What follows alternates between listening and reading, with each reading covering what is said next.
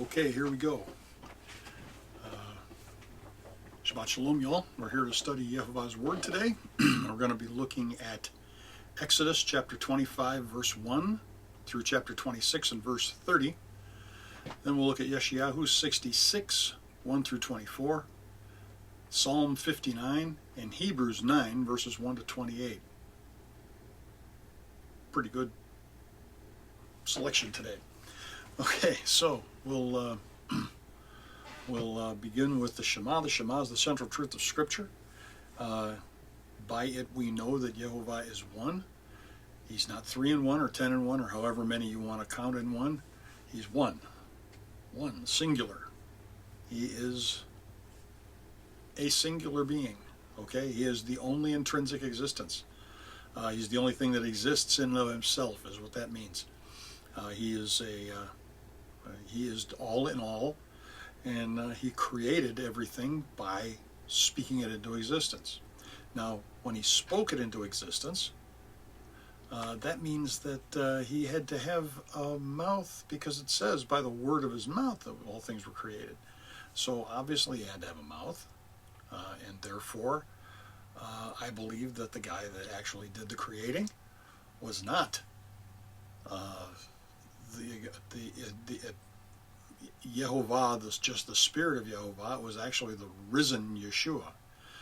After he was raised from the dead, he is able to move and all throughout creation at his desire, and that's what I believe he did. After his resurrection, he went back into time at the time of the creation, and he spoke worlds into existence. Now, he didn't go back in time because he is. Yehovah is. Okay, that's the idea, is that Yehovah is, therefore he is without time, he is without individual place. Okay, he exists everywhere and every when, all at once. Okay, that's our Creator.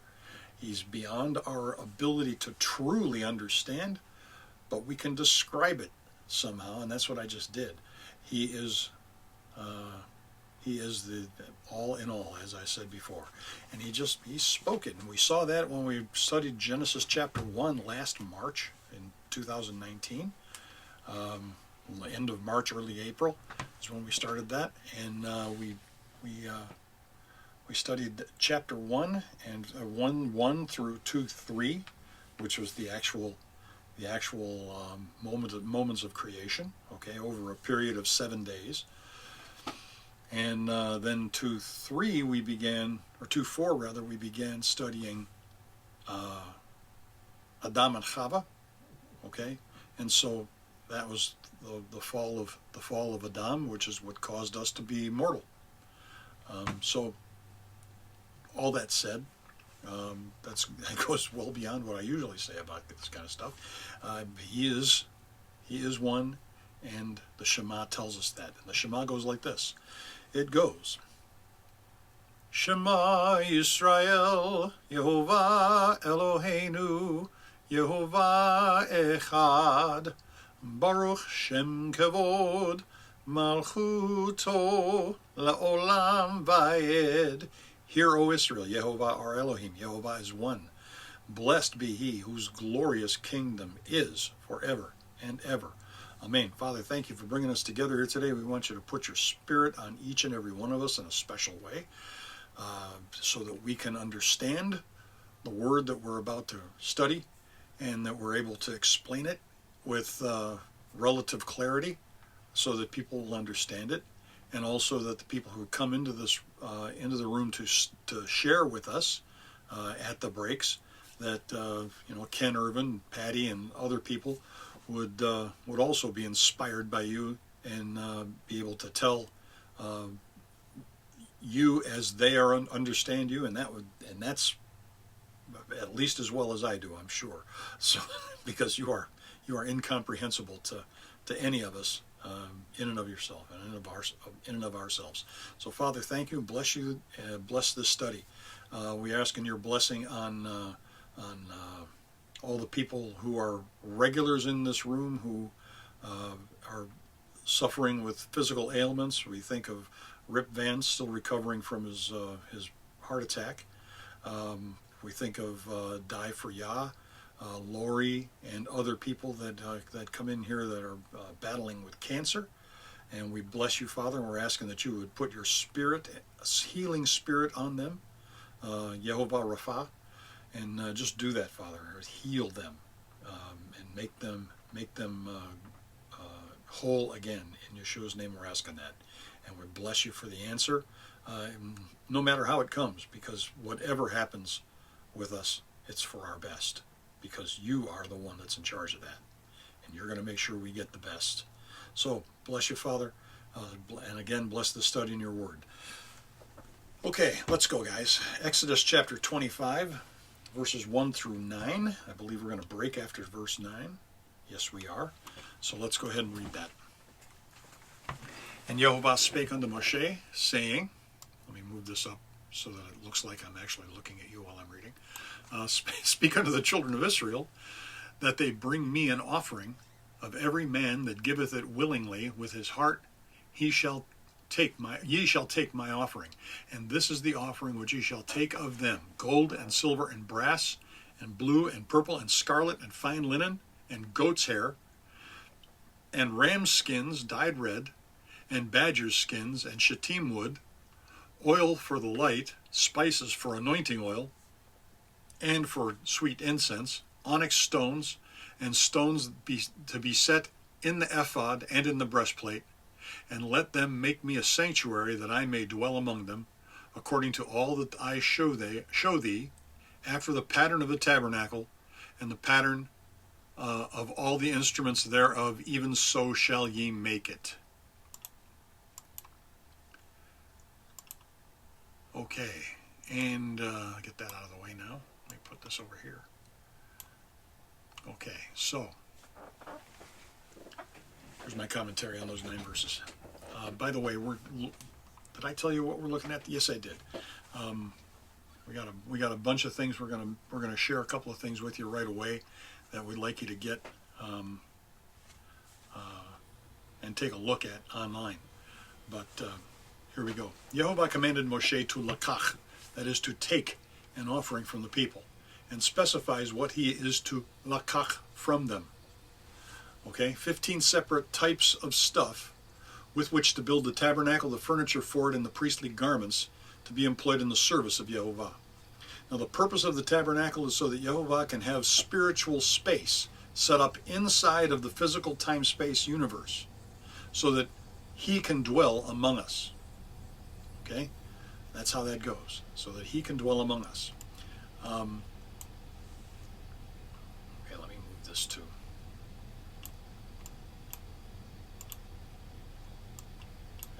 Can't do that. Let's do it this way. All right, we'll get it up. We'll get it going here. Okay, so here we go.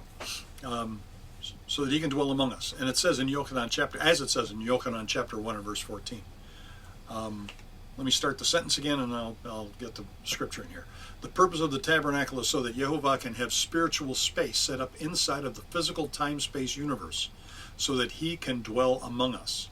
As it says in Yochanan chapter 1 and verse 14, and the word, the Aramaic is Memra, and Memra was made flesh and dwelt among us, and we beheld his glory, the glory as of the only begotten of the Father, full of grace and truth. For an interesting, though very deep, discussion of spiritual time, mass, space, light, and energy, go to www.yashanet.com/studies/rev4.htm. It is a great study in the deeper things of Yehovah. Yashanet's a very good place to go, by the way. Ken Irvin will surely enjoy it. Okay, Ken?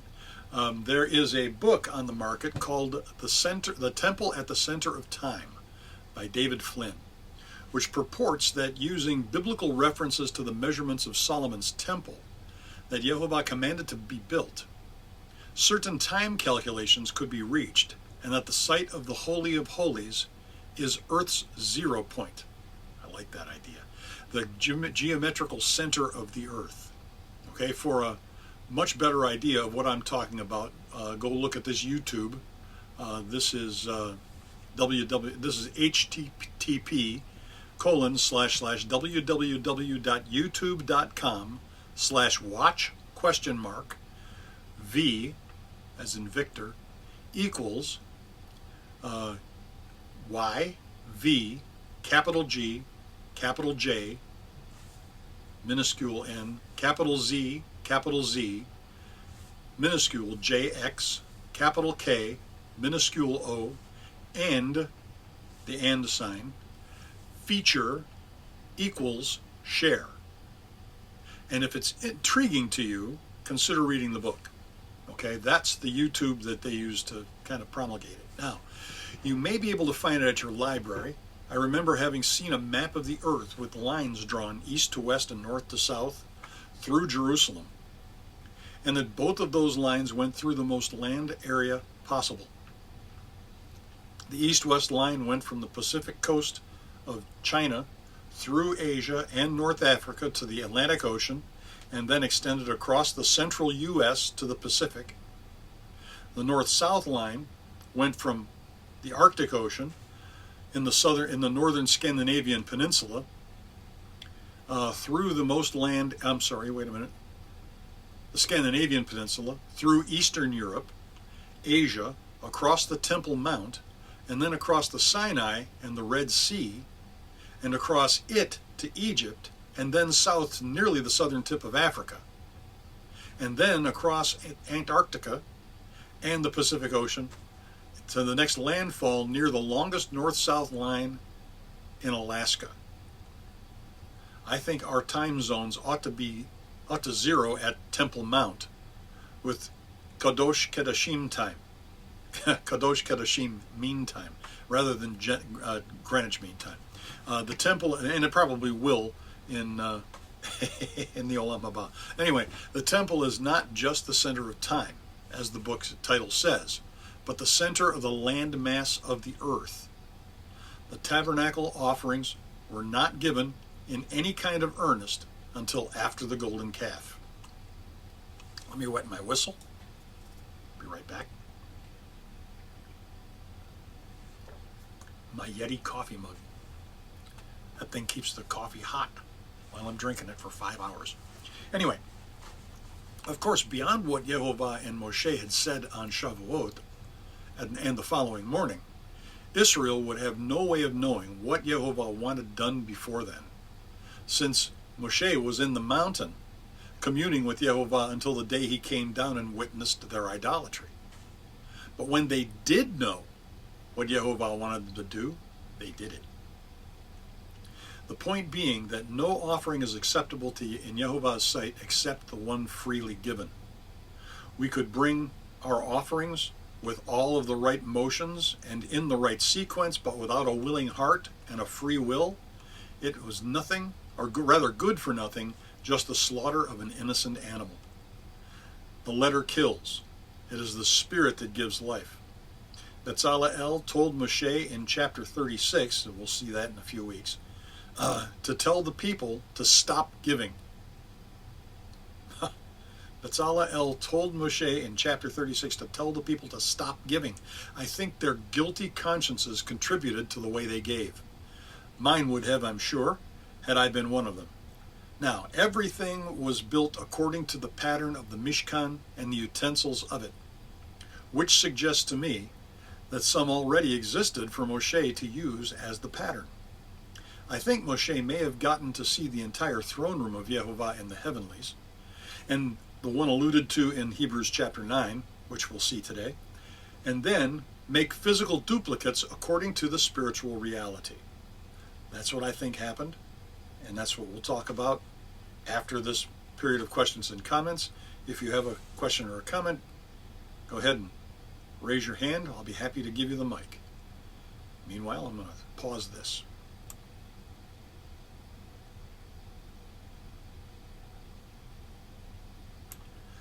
Okay, here we go. We're going to continue through the end of the chapter. So let me get the scripture up, and we'll read this for you, beginning in verse 10. And they shall make an ark of shittim wood, 2 cubits and a half the length thereof, and 1 cubit and a half the breadth thereof, and 1 cubit and a half the height thereof. And thou shalt overlay it with pure gold, within and without shalt thou overlay it, and shalt make upon it a crown of gold round about it. And thou shalt cast 4 rings of gold for it, and put them in the 4 corners thereof, and 2 rings shall be on the one side, in the one side of it, and 2 rings in the other side of it. And thou shalt make staves of shittim wood, and overlay them with gold. And thou shalt put the staves into the rings by the sides of the ark, that the ark may be borne with them. The staves shall be in the rings of the ark; they shall not be taken from it. And thou shalt put into the ark the testimony which I shall give thee. And thou shalt make a mercy seat of pure gold. That's why it's called the temple, or the ark of the testimony. Okay. And thou shalt make a mercy seat of pure gold, 2 cubits and a half shall be the length thereof, and 1 cubit and a half the breadth thereof. And thou shalt make 2 cherubim of gold, of beaten gold shalt thou make them, in the 2 ends of the mercy seat. And make 1 cherub on the one end, and the other cherub on the other end of the mercy seat shalt ye make the cherubim on the 2 ends thereof. And the cherubim shall stretch forth their wings on high, covering the mercy seat with their wings, and their faces one to another. Toward the mercy seat shall the faces of the cherubim be. They're going to be looking at each other, okay, like that. There you go. And one wing will cover over their faces so that they can't see the glory of Yehovah. One will cover their feet, and with 2 they will fly.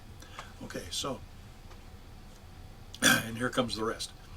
And thou shalt put the mercy seat above upon the ark, and in the ark thou shalt put the testimony that I shall give thee. And there I will meet with thee, and I will commune with thee, from above the mercy seat, from between the 2 cherubim, which upon the ark of the testimony, of all which I will give thee in the commandment unto the children of Israel. Thou shalt also make a table of shittim wood, 2 cubits shall be the length thereof, and 1 cubit the breadth thereof, and 1 cubit and a half the height thereof. And thou shalt overlay it with pure gold, and make thereto a crown of gold round about. And thou shalt make unto it a border of an handbreadth round about, and thou shalt make a golden crown to the border thereof round about.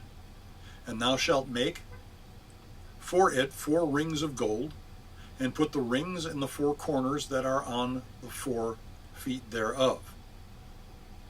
Over against the border shall the rings be for places of the staves to bear the table. And thou shalt make the staves of shittim wood, and overlay them with gold, and the table shall be borne with them. And thou shalt make the dishes thereof, and the spoons thereof, and the covers thereof, and bowls thereof, to cover withal. Of pure gold shalt thou make them. Verse 30. And thou shalt set upon the table shewbread before me always. It shall always be there, and it will be there to, okay. And thou shalt make the candlestick of pure gold. Of beaten wood shall the candlestick be made, his shaft and his branches, his bowls, his knops, his flowers shall be of the same. And 6 branches shall come out of the sides of it, 3 branches of the candlestick out of the one side, and 3 branches of the candlestick out of the other side. Obviously the branches are marking the candlestick's sides, because the candlestick in the center is actually circular or round. Okay, so there's only one side. Okay, all right. 3 bowls made like unto almonds, with a knop and a flower on one branch, and 3 bowls made like almond on the other branch, with a knop and a flower. So in the 6 branches that come out of the candlestick. And in the candlestick 4 bowls made like unto almonds, and their knops and their flowers, and a knop under 2 branches of the same, and a knop under 2 branches of the same, and a knop under 2 branches of the same. In other words, like this. Okay? Coming out of the thing. The knops they'll be like pointing outward like that. Okay, so and the candles sticks sticking up, growing out from them.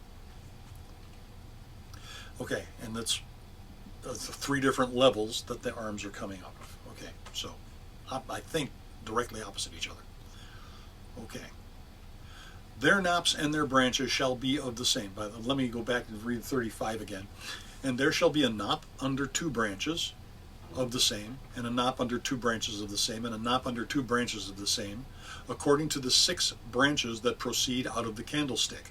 Their knops and their branches shall be of the same, and it shall be 1 beaten work of gold. Now there's a possibility, by the way, that they aren't laid out like boop, boop, boop, like that, but they're laid out around the thing, okay, because it looks like they shine light. Maybe the arms are movable because they shine light all around the ark, so that there's no shadow anywhere in the room. Okay, now back to what I'm looking at. The knop and the branches shall be the same, 1 beaten work of pure gold. And thou shalt make the 7 lamps thereof, and they shall light the lamps thereof, and they shall give light over against it. And the tongs thereof, and the snuff dishes thereof, pure gold. A talent of pure gold shall ye make it, with all these vessels. And look that thou make them after their pattern, which was showed thee in the mount. Okay, to the notes.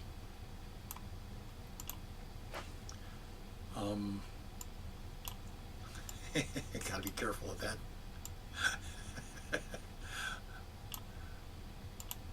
All right, here we go. Yehovah next started to tell Moshe, in order of importance to him, I think, that what he wanted done with the gifts in pretty explicit detail.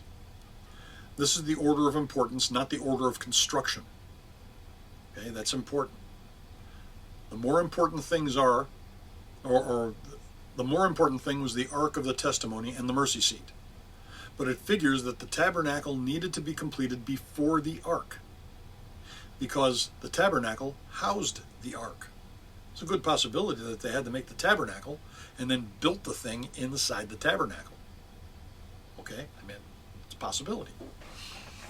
Okay, so the Ark, being a physical furnishing with a spiritual function that would reside in spiritual space, i.e. in the Kadosh Kadashim, would need to have a spiritual space ready to receive it before its completion. Okay, that's why I think all of that. You know, I could be wrong, but I really seriously doubt it. Okay, so the shittim wood of the ark and the table of showbread was from the same kind of tree or bush of which Yeshua's crown of thorns was plaited, and in which Abraham found the ram caught by his horns at the Akedah of Yitzhak in Genesis 22. It was a very hard, dense wood to be overlaid with gold inside and out. Noach's ark was made of gopher wood, likely cypress, while the shittim of the Ark of the Covenant was more likely acacia wood. I'm going to wet my whistle here.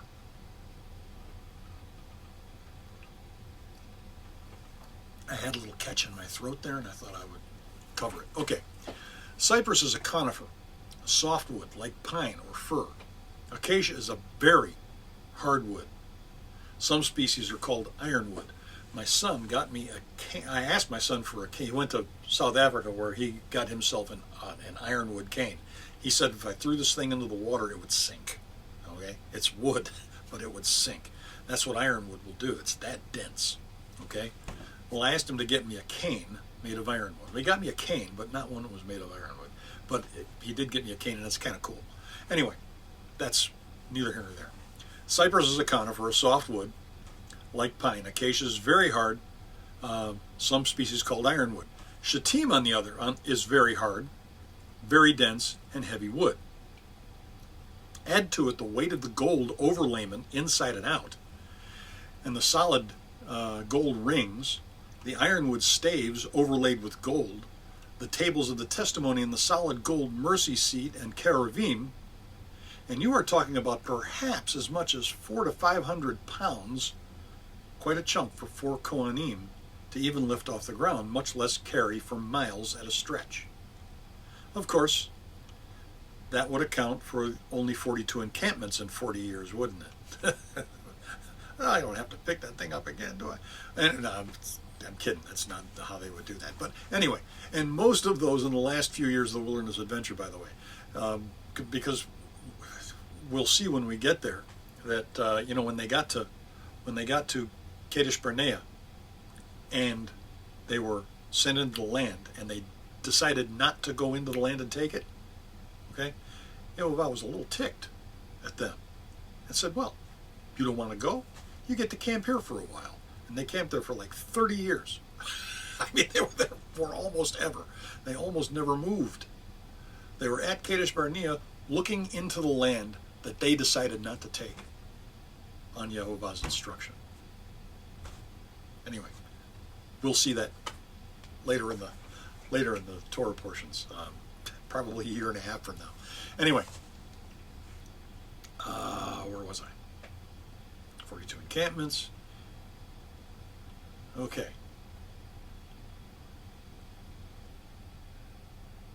Oh, here we go. Let me start here again. Of course, that would account for only 42 encampments in 40 years, and most of those in the last few years of the wilderness adventure. That's where I left off. Moving on. But it even gives better credence to the idea of the ark actually carrying the priests, as Yehovah actually carried the ark. Okay? As soon as the priests put their hands on the staves and their shoulders under them and moved to lift the ark, Yehovah took the load. When they acted in faith, he came through for them. Okay? Same thing for us, by the way. When we act in faith, he comes through for us. Okay, but they had to act or they would not receive the miracle. Okay? They also had to walk, I think, even as their feet didn't touch the ground, or they would not move. All right? They had to go through all of the motions. Okay? They're not, literally, they had to start to lift that ark before Yah would pick it up. And then he would carry them, but they had to move their feet or he would stop moving them. Okay? That's the way that I picture that in my mind. And, imagine one guy stops and all the other three are walking. Okay? They're moving their feet, and the one guy stops moving his feet and the ark goes around in a circle around the stationary guy. I mean, anyway. They had to walk or it wouldn't move. If this is true, and I'm not saying that it's definitely true, it's just the way it works in my mind. Yeah, my mind is a little twisted. But if this is true, can you imagine the witness of the provision of Yehovah to his people? Think about that. And it puts a new light on Matthew 11:28-30, where it says this: Come unto me, all ye that labor and are heavy laden, and I will give you rest. Take my yoke upon you and learn of me, for I am meek and lowly in heart, and ye shall find rest for your souls. For my yoke is easy and my burden is light. Okay? If the priests went to pick up the ark and started moving their feet, they're not, all they're doing is moving their feet. While the people are watching them, their feet are moving and they're not touching anything, and the ark is moving forward. I mean, the idea of the miraculous is just miraculous. Okay, that's through verse 21. Let us move on. I'm going to stop this at the end. And I have one paragraph on verses 23-30. Next was the table of showbread, lechem hapneh, okay, the bread of the presence, where the new warm loaves of bread were laid weekly as the Shabbat dawned at sundown after the preparation day. Okay, preparation day they were making the showbread. Okay, they were preparing for the week, for the Shabbat and for the week to come. And as the sixth day was coming to an end, they placed the showbread at the beginning of the Shabbat. That's what I think. Okay. 12 loaves to represent the 12 tribes of Israel in the presence of Yehovah always. This was leavened bread, and it was there even during the unleavened bread Moed. Okay. Now, verses 31 to 40. Next is the candlestick, the 7-branch menorah representing the 7 spirits of Yehovah. This is not the 8-branch menorah that represents Hanukkah, okay, with the thing in the center. Okay, it's not 8 branches with the thing in the center. It's just, or would look more like that. Okay, it's not an 8-branch menorah. It's a 7-branch menorah. Okay. Now, 7, by the way, signifies divine perfection, and that's according to Bullinger, and it also equals creative perfection because he created in 7 days, and he didn't declare it all good until after the 7th day. So anyway, here we go. Yochanan to the 7 churches which are in Asia. Grace be unto you and peace from him which is and which was and which is to come, and from the 7 spirits which are before the throne. Revelation 1 and verse 4. Then Revelation 4 and verse 5. And out of the throne proceeded lightnings and thunderings and voices, and there were 7 lamps of fire burning before the throne, which are the 7 spirits of Elohim. Then Revelation 5:6. And I beheld, and lo, in the midst of the throne and of the 4 beasts, and in the midst of the elders, stood a lamb as it had been slain, having 7 horns. Yehoshua 6:4, 6, 8, and 13. Okay? Joshua, chapter 6, and verses 4, 6, 8, and 13. I'll talk about the 7 horns. And the 7 eyes. Zechariah, chapter 3 and verse 9, and chapter 4 and verse 10. Which are the 7 spirits of Elohim sent forth into all the earth. Revelation 5:6. Okay, that's what we just read. And I beheld, and lo, in the midst of the throne of the 4 beasts, in the midst of the elders, stood the Lamb as had been slain, having 7 horns, 7 eyes, and the 7 spirits of Elohim sent forth into all the world. Then we have in Colossians chapter 3 and verses 12 through 14. By the way, this is all still illustrating the 7-branch menorah. Okay, Colossians chapter 3 and verses 12 through 14. Put on, therefore, as the elect of Elohim, holy and beloved, bowels of mercies, kindness, humbleness of mind, meekness, long-suffering, forbearing one another, forgiving one another. If any man have a quarrel against any, even as Mashiach forgave you, so also ye. And above all these things, charity, which is the bond of perfectness. Now let me read that again, because I'm going to count with my fingers. Okay. Put on, therefore, as the elect of Elohim, holy and beloved, bowels of mercies, kindness, humbleness of mind, meekness, long-suffering, forbearing one another, forgiving one another. If any man have a quarrel against any, even as Mashiach forgave you, so also ye. And above all these things, charity, which is the bond of perfectness.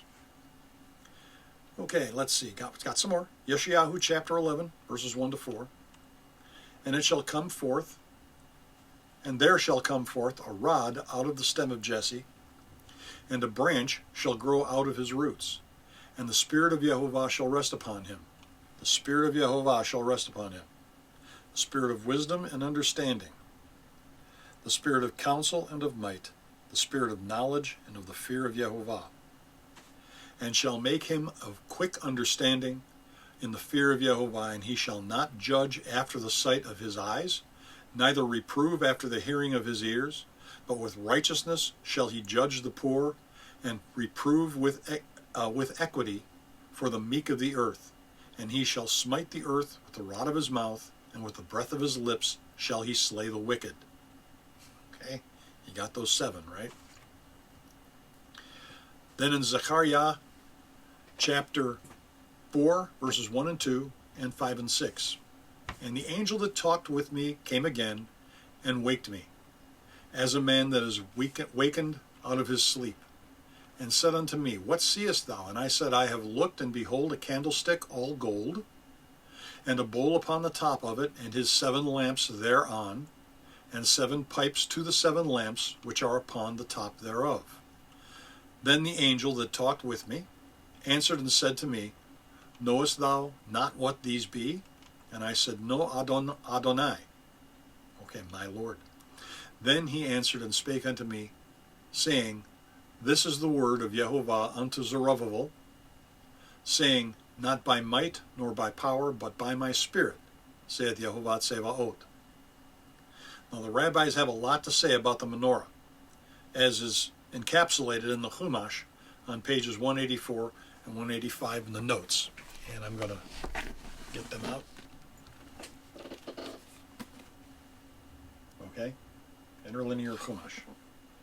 Page 184, 185. There's 173, 77, 84, 85. Bear with me. I'm going to wet my whistle again.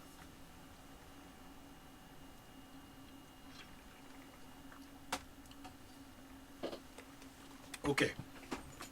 The menorah. Endless symbolic and esoteric interpretations are attached to the menorah. Basically, the ornate gold menorah served to demonstrate the majesty of the tabernacle. It was placed on the outer chamber so that it would be visible and inspirational to everyone. And it was outside of the holiest of holies to show that the ark and all that it represented did not require light. The Torah is its own light, according to Rav Barchia. Okay. The menorah, burning the purest oil of the olive, symbolized the illumination of the intellect. It was placed near the southern wall of the tabernacle, opposite the table on the north. The ark, hidden behind the paroches, in 26:33-35, was equidistant from both. Thus the ark, containing the word of Elohim, cast its spiritual emanations, as it were, upon the menorah and the table, representing intellectual achievement and material prosperity. This symbolized that both our spiritual and temporal lives must be guided by, and a word to serve, the dictates of the Torah. Excuse me. Got an itch. Okay. Jewish life cannot be compartmentalized in the realms of sacred and temporal, or in the modern vernacular, church and state. The Torah regulates the aspects of life, demands purity in all of them. Indeed, the requirement that the entire, very intricate menorah had to be hammered out of 1 ingot of gold. 1 ingot of gold, in verses 31 to 39, symbolized the indivisibility of the Torah. A Jewish life must be, an Israelite life, must be constructed entirely from one set of values. It may not be a hodgepodge of separate bits and pieces, grafted together to suit anyone's convenience. As Seforno comments, the law that the flames on the 6 side branches of the menorah had to point towards its center stem, in verse 37, teaches that all intellectual achievements must be directed toward the central authority of Torah. There's where I got my idea of the 6 branches being in that shape. Okay, that's only 5, but you get the idea. Okay, and here's my note in the margin. Paul made allusion to the menorah in Romans 11 when he spoke of the olive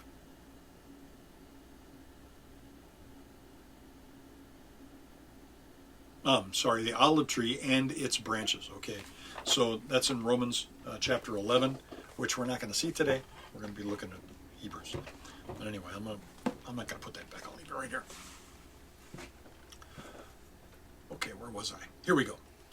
Notice that the center light is an extension of the stand, and represents Yehovah, while the 6 side lights reveal specific attributes of Yehovah.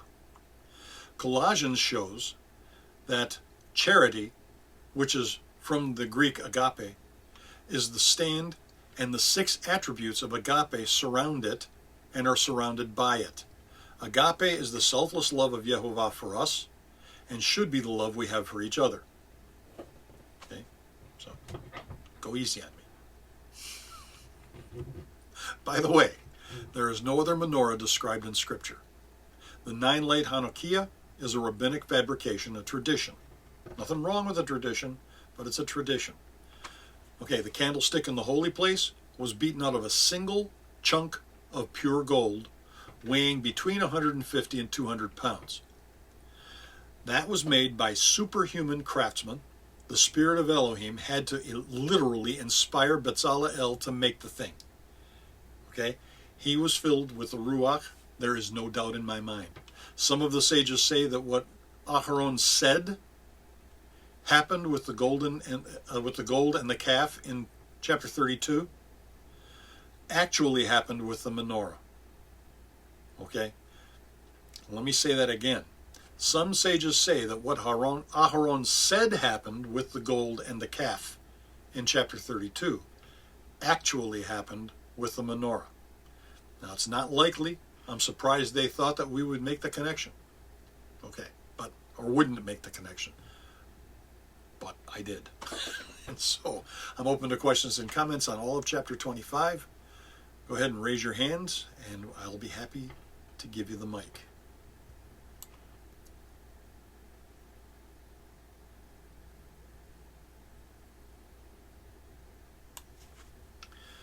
The Mishkan itself is the thing that ties all of the furniture together. The curtains are made of linen, signifying, I haven't read the chapter yet. Chapter 26, I gotta read at least the first 6 verses, or you're not going to understand what I'm talking about. Okay, so, chapter 26, verse 1. Let me read that first. What do you say? Okay, moreover, thou shalt make the tabernacle with 10 curtains, fine twined linen, and purple, and blue, and scarlet. Actually, blue and purple and scarlet. With cherubim of cunning work shalt thou make them. The length of one curtain shall be 28 cubits, and the breadth of one curtain shall be 4 cubits, and every one of the curtains shall have 1 measure.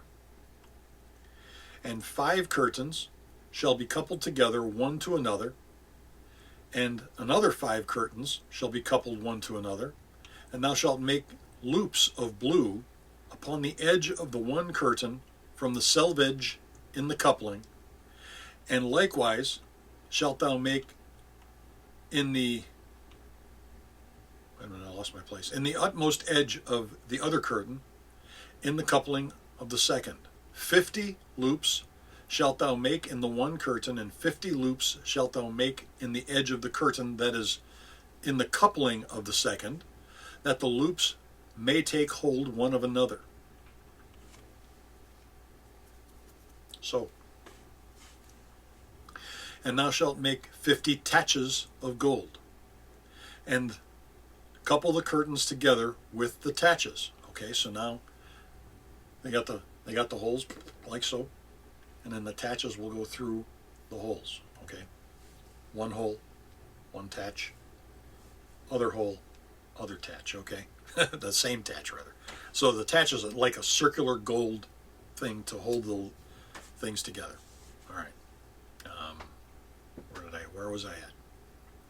Thou shalt make curtains of, okay, that's the end of verse 6. And that's where we're going to stop for right now. Okay. The Mishkan itself. The Mishkan itself is the thing that ties all of the furniture together. The curtains are made of linen, signifying the restful purity of the interior of the Mishkan. There are 10 curtains, signifying the ordinal perfection of Yehovah's kingdom. 10 is the number of ordinal perfection. We got 10 commandments. Those are 10 ordinances. That's ordinal perfection. Okay, the ratio of the length, height, of the curtains is 7:1, 28 cubits by 4 cubits. The fact that there are going to be a lot of references to numbers and measurements that may reveal a hint at something of importance led me to the start page number in Scripture. And the web page that I looked at was agapebiblestudy.com, www.agapebiblestudy.com, all one word, /documents/the parentheses 20 significance parentheses 20 of parentheses 20 numbers parentheses 20 in parentheses 20 scripture.htm. Okay, that's Bullinger's number in Scripture. I referenced him earlier. I will attempt to stay on this one site simply for ease of retrieval of what may be important insights. Now, 28 is the multiple of 4 and 7.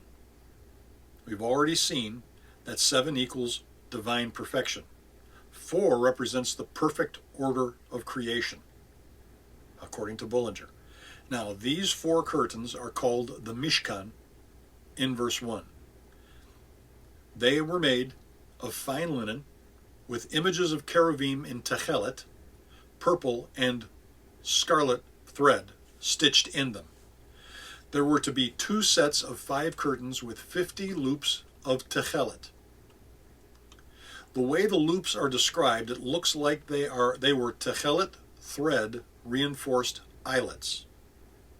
Okay, so they would cut an eye in the edge of the curtain and then reinforce that thing with techelet thread. That's my picture of it. I could be wrong. Sorry, it is possible. But we'll move on now. Where was I? Okay, reinforced eyelets, like buttonholes in a shirt. Okay, that's what we're talking about. In the edges of the 28 cubit end of the curtains that were then coupled together with little gold rings, making for a very small, if any, opening at the seam. Okay, now, if this was done right, there wouldn't be very little opening. If the gold rings were little tiny, it would like meet the 2 techelet curtains. Okay, so let's see. Hooks like cufflinks to join the edges of the curtain in an overlap fashion and completely cover each seam. It could have been that it was like sticking cufflinks through the link holes, okay, the cuff holes, okay, and holding that thing together with a possibility. These were to be draped over the boards to be described later that were the walls of the sanctuary. And the 2 sets were set, one over the Kadosh place and one over the Kadosh Kadoshim, and connected over the veil that separated the 2 chambers. The Mishkan was for the ceiling of the sanctuary. Okay, now the sanctuary was one, and then the Mishkan goes over top, so that from outside you don't see the Mishkan, you see just the drape. Okay, you don't see the Kedosh Kedoshim. Okay, so we'll look at 7 through 14 now. And thou shalt make curtains, goat's hair, to be a covering over the tabernacle. 11 curtains shalt thou make. The length of one curtain shall be 30 cubits, and the breadth of one curtain 4 cubits, and the 11 curtains shall all be of one measure. And thou shalt make 50 loops in the edge of the one curtain that is outermost in the coupling, and 50 loops in the edge of the curtain which coupleth the second. And thou shalt make 50 taches of brass, and put the taches into the loops, and couple the tent together, that it may be one. And the remnant that remaineth of the curtains of the tent, the half curtain that remaineth, shall hang over the backside of the tabernacle, and a cubit on the one side, and a cubit on the other side of that which remaineth in the length of the curtains of the tent. It shall hang over the sides of the tabernacle, on this side and on that side to cover it. On this side and on that side to cover it. Okay, so you got an overhang in the back. You got a little small overhang on either side. Okay, and thou shalt make a covering for the tent of ram's skins dyed red, and a covering above the badger's skins. And thou shalt make boards for the tabernacle. Oh, wait a minute. We're only going to go to 14, so we're going to stop there. That's the covering of the tent with ram skins dyed red and covering over the badger skins. Okay, so here we go. The next set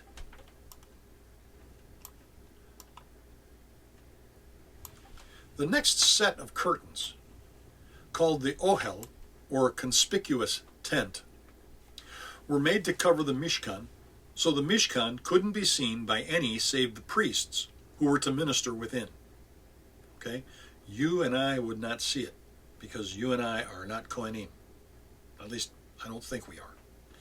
Okay, so the ohel wasn't meant to be seen by the kahal. That's the church, the group, the people. These were made of goat skin to signify, I think, the atonement to be made under the Mishkan, because our atonement is done with goat's blood, with a goat. Okay? When Yeshua was the Lamb of Elohim on his tabernacle, he was playing the goat of atonement. Okay? It wasn't a lamb that was a free will offering, but he was the goat of atonement. Okay, so just to make sure we understand that. I think the atonement was to be made, the ohel was meant to be seen by the kahal. These were made of goat skin to signify the atonement to be made under the Mishkan. They were to make 11 goat skins curtains, 30 cubits by 4 cubits, attached in a set of 5 and a set of 6, thoroughly over the Mishkan, with an overlap over the veil in the Mishkan between the Kadosh and the Kedoshim. The curtains of the ohel are coupled in the same manner as the Mishkan, except that the hooks are made of brass. Now the ohel was 2 cubits longer than the Mishkan, and it overstretched the Mishkan by 1 cubit all around. The linen curtain of the gold hooks of the Mishkan represented the exalted spirit of the Mishkan, while the goat skin and brass represented the more common status of the ohel and separated the spiritual space of the Mishkan from the physical space of the court. Next, there was a covering of the ohel, of red dyed ram skins and another of badger skin. The Hebrew word translated badger is the King James is tachash, while the Chumash explains was a beautiful animal, multicolored, that has since gone extinct. If it really existed, it naturally had a coat of many colors that would link to the tzaddik Yosef. Since there are 2 covers of 2 different materials that need to be coupled together, it could be that they represent the houses of Yehuda and the house of Yosef, joined in Yeshua, our Melchizedek high priest. Or it could symbolize the nature of the believer, and the spirits within him are that of Yehovah, which is in the most holy of his men, and I've never met any who are not, covered with a human spirit. Okay? So, that's what I got through verse 14 of chapter 26, I believe. Yes. So, I'm open to questions and comments up to verse 14 of chapter 26 of Exodus. And raise your hand. We'll be happy to give you the mic.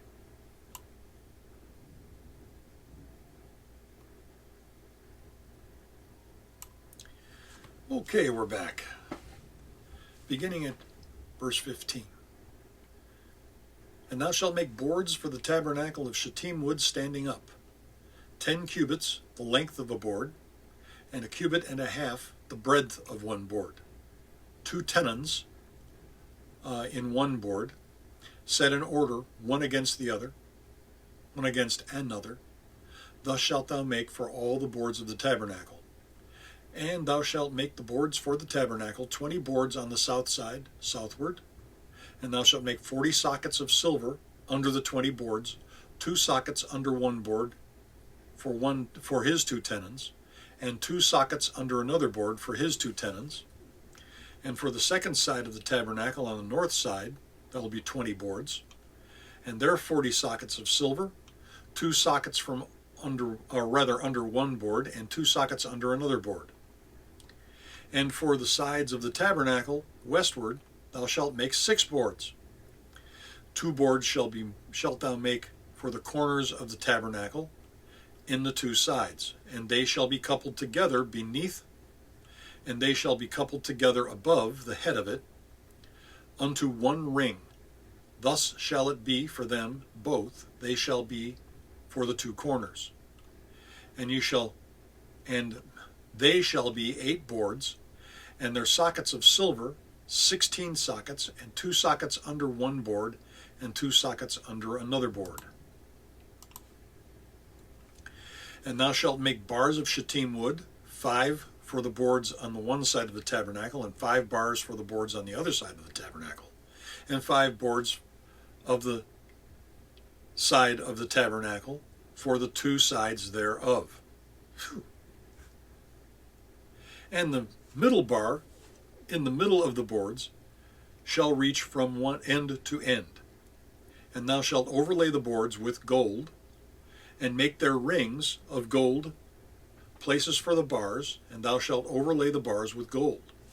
And thou shalt rear up the tabernacle according to the fashion thereof, which was showed thee in the mount. And thou shalt make, and we'll read through the end of the chapter. And thou shalt make a veil of blue and purple and scarlet, and fine twined linen of cunning work, with cherubim shall it be made. And thou shalt hang it upon 4 pillars of shittim wood, overlaid with gold, their hooks of gold, upon the 4 sockets of silver. And thou shalt hang up the veil under the taches, that thou mayest bring in thither within the veil the ark of the testimony, and the veil shall divide unto you between the holy and the most holy. And let me get a little wet my whistle here, and I'll start at verse 34 again. Getting dry.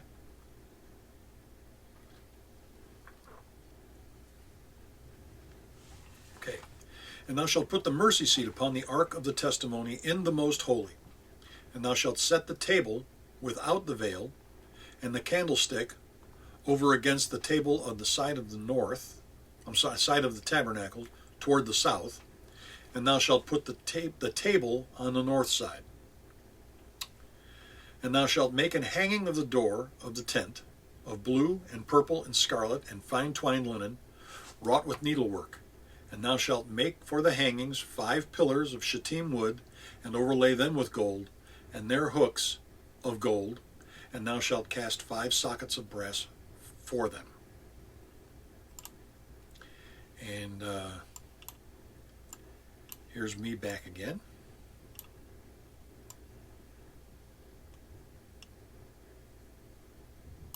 Now, the planks were 10 cubits high and 1.5 cubits wide, with 2 tenons at the base to insert into the silver sockets that held the boards steadily until the Mishkan could be placed over top of them.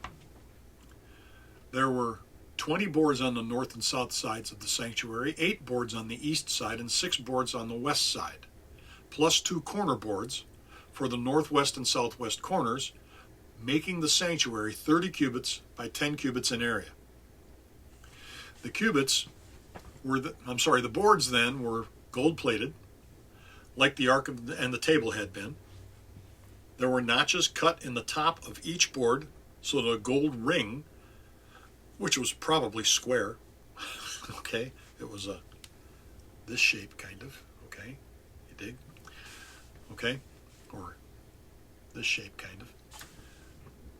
Okay, where was I? There were notches cut in the tops of the board so that the gold ring, probably square, could hold them together at the top, while the gold-plated acacia wood bars were inserted into the gold rings attached to the inner sides of the board to couple them into a continuous wall. Verses 31 to 32, the veil that separates the kadosh and the kedoshim was of linen. It had techelet, purple and scarlet interwoven cherubim, and its size was 10 cubits by 10 cubits. The veil in the second temple was larger by 4 times. Okay, it was 40 by 40.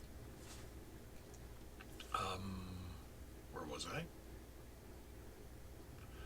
Was larger by 4 times, twice as wide and twice as high, and reputed to be 4 inches thick, and made a loud sound when it was torn from top to bottom. Okay, now the cherubim of cunning work. Now, yeah, in Solomon's temple that was true. Whether it was the same in Herod's temple, I'm not sure. Okay, the Mishkan's veil was hung on 4 pillars of acacia wood overlaid with gold. What the priest could see when he entered Kedoshim on Yom Kippur was the cherubim all around him as reflected from the pure gold boards in the light of Torah and the kavod of Yehovah. With no light source other than the kavod of Yehovah and the light of the Torah within the ark, not even the menorah that was on the other side of the veil, the priest was in the brightest lit place on earth. The light just was, as in Genesis 1, before Yehovah gave the light any form, as it tells us in Isaiah chapter 5 or 45 and verse 7. Now, verses 33 to 37, the veil is to the sanctuary as Chavdalah is to the Shavua, separating the most kavod from the merely kavod. Okay, the week itself is holy, but the Shabbat is the holy of holies. Okay, that's how it works. So, the Shabbat from the work week. The mercy seat was placed on the ark within the veil, and the table of showbread, of the bread of the presence, went next to the north wall of the holy place, and the menorah next to the south wall. The incense altar that we'll see next week goes near the veil, opposite the ark and the mercy seat. A second veil was to be made of linen and embroidered with techelet, purple, and scarlet figures, to be the door for the kadosh, that would hang on 5 gold-plated pillars with brass, not silver, sockets to set them in. The brass sockets signify the closeness to the earth, the world, and the judgment that was executed therein. Last week, we saw the congregation, Moshe, Aharon, Nadav, Avihu, and the 7 elders, in the presence of Yehovah. This week, we see the table of the bread of the presence. The congregation was encamped on the eastern side of Horeb, looking west toward the mount of Yehovah. The plateau on which Yehovah received the embassage last week and the table of the presence are both on the north side as we approach Yehovah to our west and with our backs to the rising sun. In Yeshayahu chapter 14, the adversary said, "I will sit upon the mount of the congregation in the sides of the north." Do you think that he was saying that he would sit in the place of Yehovah on the plateau, and that the people of Israel on the table of Lechem? Wait a minute. Do you think he was saying that he would sit in the place of Yehovah on the plateau, and the people of Israel on the table of Lechem Hapneh, the bread of the presence? Is he likening the table to the sides of the north? This table is where the people of Israel are spiritually in Yehovah's presence all the time, highlighted by the 7 spirits of Yehovah, and offering our prayers to him like the sweet savor of incense.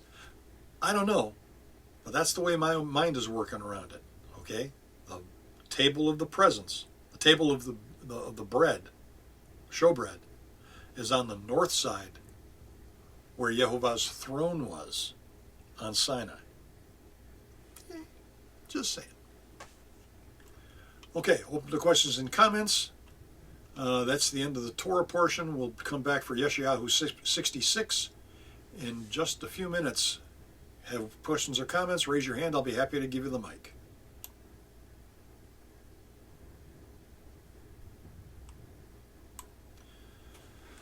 Okay, Yeshayahu chapter 66.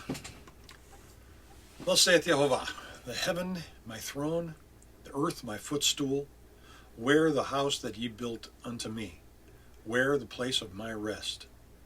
For all those things hath mine hand made, and all those have been, saith Yehovah.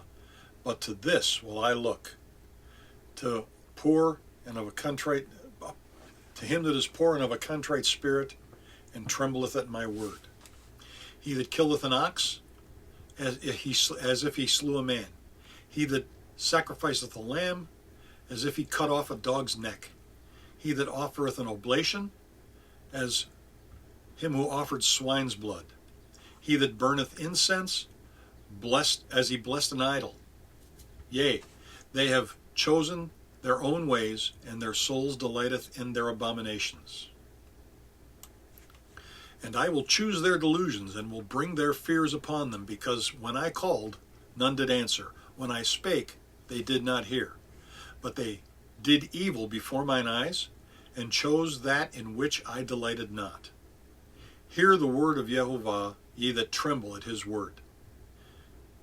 Your brethren that hated you, that cast you out for my name's sake, said, let the Yehovah be glorified.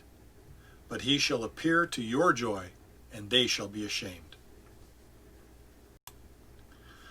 All right, we're going to stop there at verse 5, and here we go. Yehovah asks the questions in verses 1 and 2, as if we have forgotten the answers. Yehovah was involved in building the temple, which most of his people have forgotten in their idolatry.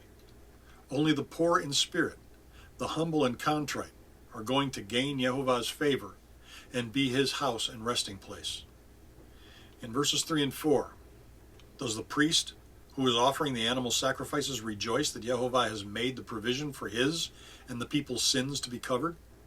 Or does he consider the substitutionary death of the animal an abomination? Is the sacrifice of the animal just a ritual with no effect? Or do you see the spiritual truth of it, that the wages of sin is death, and that another has paid that price for you? Are you repelled by the death of an animal because it is paying the price for your sin, or because you think it is cruel to the poor critter? Do you see as Yehovah sees? Think as he thinks? Or do you see and think as man does? Yeshayahu said in chapter 1 in verses 11 through 15, to what purpose is the multitude of your sacrifices unto me, saith Yehovah? I am full of the burnt offerings of rams and the fat of fed beasts, and I delight not in the blood of bullocks or the lambs or of he-goats. When ye come to appear before me, who hath required this at your hand, to tread my courts? Bring no more vain oblations. Incense is an abomination unto me. Thy new moons and thy Sabbath unto me. The new moons and Sabbaths, the calling of assemblies, I cannot away with. It is iniquity, even the solemn meeting. Your new moons and your appointed feasts, my soul hateth. They are a trouble unto me. I am weary to bear. And when ye spread forth your hands, I will hide mine eyes from you. Yea, when ye make many prayers, I will not hear. Your hands are full of blood. If you're just going through the motions of religiosity, you are an abomination to Yehovah. He doesn't want the sacrifices. He doesn't want your contrition and repentance. He wants your heart. If you don't turn to him, he will decide the best way for you to be deluded into thinking that you're kingdom bound when you are not. Yehovah uses what we fear, what we regard as true and holy, to judge us. If we fear Yehovah and his word, he uses it to judge us according to his righteousness. If we fear man or any other creature, he will use it to judge us in this life and then use his righteous word to judge us in the next. In Yeshayahu chapter 28 and verses 14 through 20, it says this: Wherefore hear the word of Yehovah, ye scornful men, that rule this people in Jerusalem. Because ye have said, we have made a covenant with death, and with hell we are at agreement. When the overflowing scourge shall pass through, it shall not come unto us. For we have made lies our refuge, and under falsehood have we hid ourselves. Therefore thus saith Adonai Yehovah, Behold, I lay in Sion for a foundation a stone, a tried stone, a precious stone, a pure foundation. He that believeth shall not make haste. Judgment also will I lay to the line, and righteousness to the plummet. And the hail shall sweep away the refuge of lies, and the waters shall overflow the hiding place. And your covenant with death shall be disannulled, and your agreement with hell shall not stand. When the overflowing scourge shall pass through, then ye shall be trodden down by it. From the time that it goeth forth, it shall take you. For morning by morning shall it pass over, by day and by night, and it shall be a vexation only to understand the report. For the bed is shorter than that can stretch himself, and the covering narrower than that he can wrap himself. Okay. That's Yeshayahu 28, 14 to 20. Now, verse 5, we've already talked about verses 1 through 4. Verse 5 talks about the Christian who will not associate with you and condemns you because you won't keep the pagan days he keeps, but instead observe Yehovah's appointed times, the Shabbat and the feasts of Leviticus 23. They hold to the pagan feast days in the name of Yehovah, and since you won't partake in those abominations, they cast you out. The same applies to Jews who will not associate with other Jews who won't adhere to oral law, but follow after the written word as closely as they are able, and vice versa. But especially to Jews who won't accept you because you follow the written word to the best of your ability and keep the testimony of Yeshua. Don't fret. Yehovah has your six. I'm open to questions and comments on verses 1 to 5. And if you have questions or comments, raise your hand. I'll be happy to give up the mic. Here we go.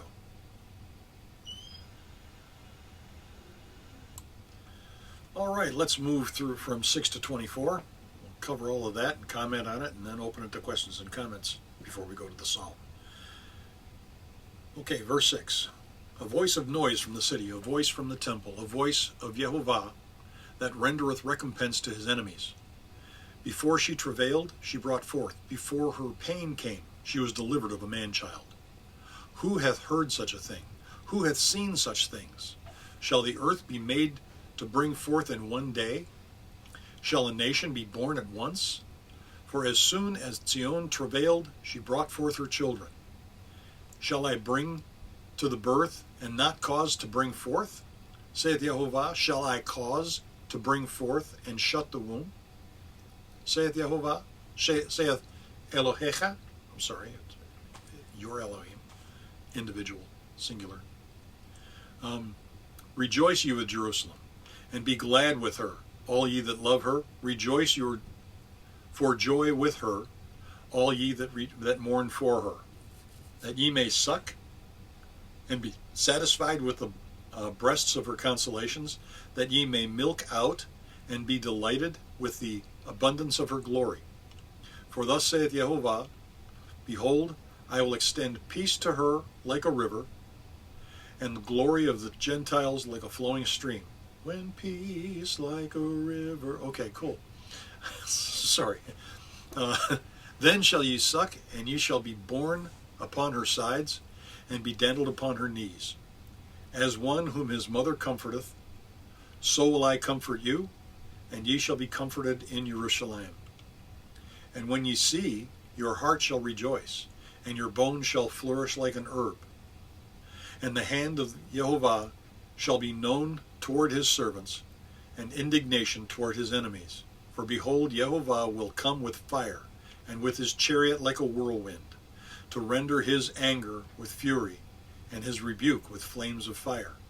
For by fire and by his sword will Yehovah plead with all flesh, and the slain of Yehovah shall be many.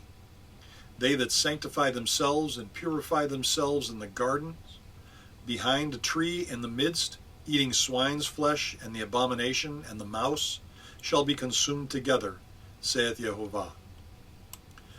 For I know their works and their thoughts. It shall come that I will gather all nations and tongues, and they shall come and see my glory.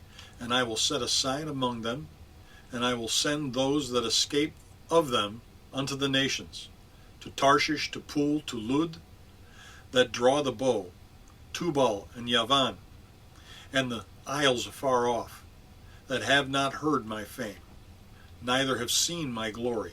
And they shall declare my glory among the Gentiles.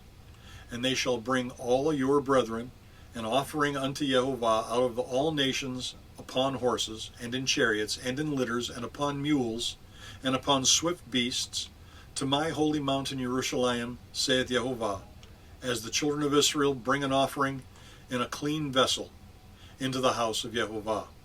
And I will also make of them for priests and for Levites, saith Yehovah. Wow. Non-Levitical Levites. Non-Cohen priests. Interesting. For as the new heavens and the new earth which I will make shall remain before me, saith Yehovah, so shall your seed and your name remain. And it shall come to pass, for one new moon, from one new moon to another, and from one Shabbat to another, shall all flesh come to worship before me, saith Yehovah. And they shall go forth and look upon the carcasses of the men that have transgressed against me. For their worm shall not die, neither shall their fire be quenched, and they shall be an abhorring unto all flesh. Let me bring my commentary in just a second. I want to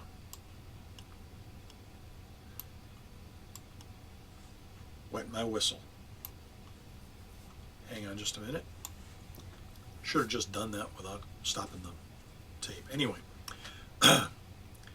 verses 6 through 14. Zion shall be born in a day. This was not fulfilled in May 1948, except in type. Zion is not there yet. Mashiach will bring Zion in the day, to the land in a day. The UN and the US will have nothing to do with it, will in fact work against such a thing. But Yehovah is faithful, and shall see that which he prophesied come to pass. Zion will not have a long labor time like Herzl had. Okay? Theodore Herzl, the guy that put together the Zionist movement. Yehovah will bring Zion to pass in his timing and in his own might. He is never late, nor is he ever early. When we see Zion born in a day, there will be no more than 3.5 years until the kingdom age begins. I think Zion will be born on a Shavuot very soon, perhaps as soon as next year. In fact, it may have been born this year, but we didn't notice it. Anyway, we'll have a good idea at Pesach time. When Zion is born, we'll have reason to rejoice because we'll know how long before Yeshua returns. 1,260 days. Now, in verse 15 through 18, it's speaking of the coming judgment upon the earth, but more pointedly, of people who claim to call on his name. People who claim to call on his name. Get it? Okay. The reason that he is coming down on his professed believers is that they are sanctifying themselves while they are partaking in abominations that no one can, where no one can see them. He doesn't sanctify them when they're eating swine's flesh or mice or any other thing that he calls abomination. So if they are sanctified, it is only in their own minds. The subject has not really changed from verses 1 through 5. Are you listening, church? I am not perfect by any means, but I do not flaunt what I call liberty in the face of him who gave me the perfect Torah of liberty. I get to repent all the time for what I know to be sin in my life, but the average Christian teacher knows Yehovah's requirements. They are few and simple, and he refuses to live by them because his father in the faith told him lies. He knew in his heart of hearts that they were lies, because he was taught those lies by his fathers in the faith, and then taught them to his children in the faith, who further perpetuate the lies. Yehovah's word is true. His requirements do not change. To say they do is to make him just another of the draconian and capricious pagan gods. He receives no honor, majesty, or glory in your disobedience. We do. Okay? We sanctify our own selves, not our Father or his Mashiach. And he is going, okay, let me read that again. I want to make sure we get that right. He receives no honor, majesty, or glory in our disobedience. We do. We sanctify our own selves, not our Father or his Mashiach. And he is going to come and execute judgment against those false teachers and false professors. And it will not be pretty. Examine yourself. 1 Corinthians chapter 11:28 and 2 Corinthians 13:5. That it may not be you. Verses 19 through 24. Verse 19 is a promise. Like it when I get right in your face? Oh, sorry. Verse 19 is a promise of the greater Exodus. It began in the 1st century CE with the Talmudim of Yeshua going to as much of the earth as they were able to reach, teaching others to duplicate their efforts. They went to the ends of the earth to bring their brethren, who were dispersed among the Goyim and all those full Goyim who would come, if not physically, then spiritually.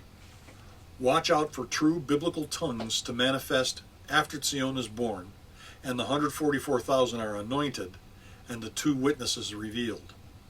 Look at how the people will be brought home to Haaretz in verse 20, in any possible way that they can. Notice that it's Bnei Yisrael that brings offerings in clean vessels, those not abominated by the offal of verses 15 through 18. These who have made the conscious effort to obey Yehovah and do not abominate themselves will be those from whom Yehovah will anoint priests and Levi'im. May it be some of us. The original covenant of Sinai will be reinstated with regathered and reconciled Israel, with the firstborn of the family acting as its priest, not just those born to the tribe of Levi, but those who are also grafted into the tribe of Levi. And this renewed covenant priesthood will remain and maintain its righteousness forever, as the new heavens and earth will.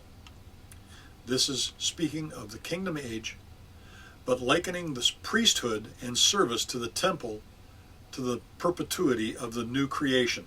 And verse 22 is the basis of the phrase, world without end. The new creation has not been created as these events transpire. These are still promised, and those who trust their Abba are still looking forward to their completion. Verse 23 is showing that there will still be at least yearly, and very possibly monthly, and weekly corporate worship in Yehovah's presence. Everyone will go up for the presentation feasts in that day, and they will see the results of disobedience in verse 24.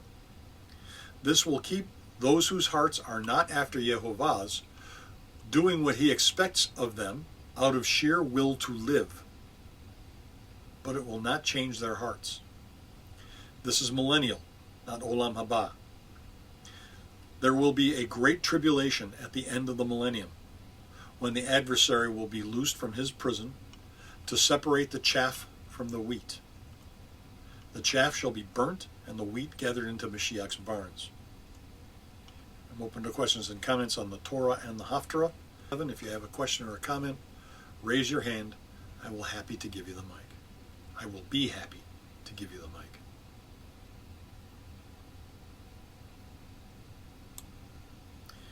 All right, we're back. Tehillim 57. Ooh, I forgot to get there. Let me go there real quick, like.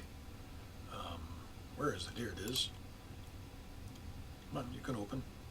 Psalm 57. All right, there you are. This is 11 verses. And here we go. Starting in verse 1. I got to tell it verse 1 or we'll go there. Okay. To the chief musician, Al Tashrit, a michtam of David, when he fled from Shaul in the cave. Okay, so he's in Gilead. Okay, no, he's not in Gilead. Gilead's on the other side. It's not coming to my mind. Okay, never mind. We'll move on. In the cave. Be merciful unto me, O Elohim, be merciful unto me, for my soul trusteth in thee.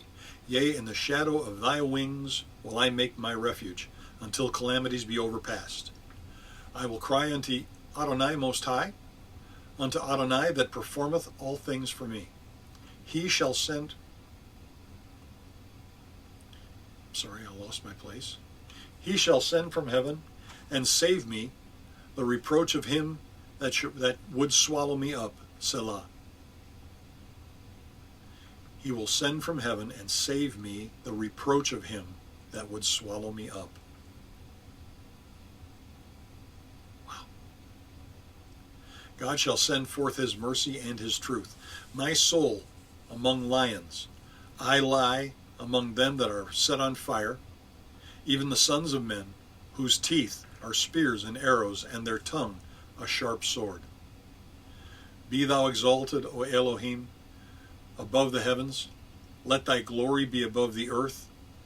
They have prepared a net for my steps. My soul is bowed down. They have digged a pit before me. Unto the midst thereof they are fallen. Selah. Stop and think about that. They have prepared a net for my, digged a pit before me, into the midst whereof they are fallen.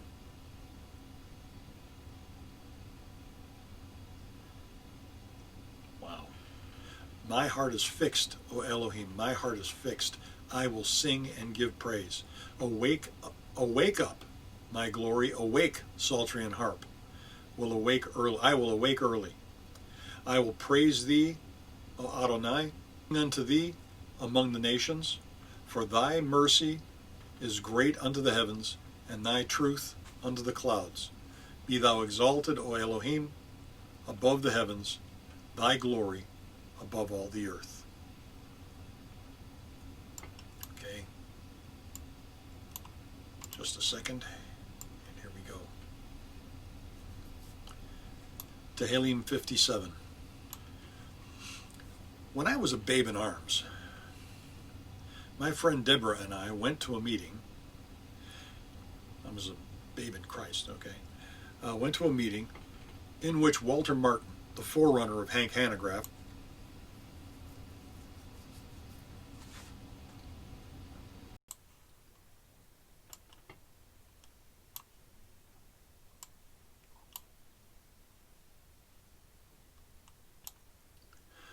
Okay, last segment for today. Hebrews chapter 9, verses 1 through 28.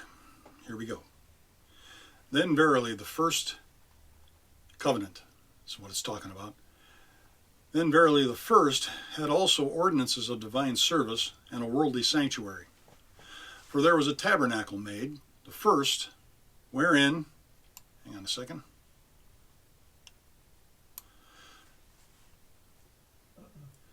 For there was a tabernacle made, the first wherein the candlestick and the table and the showbread, which is called the sanctuary. And after the second veil, the tabernacle which is called the holiest of all, which had the golden censer and the ark of the covenant overlaid round about with gold, wherein was the golden pot that had the manna, and Aharon's rod that budded, and the tables of the covenant. and over it the cherubim of glory, shadowing the mercy seat, of which we cannot now speak. Wow. Now, when these things were thus ordained, the priests went always into the first tabernacle, accomplishing the service. But unto the second went the high priest alone, once every year.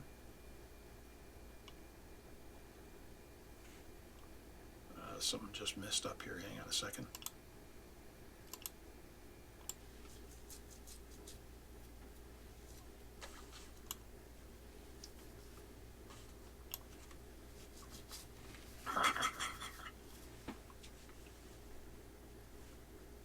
He's due.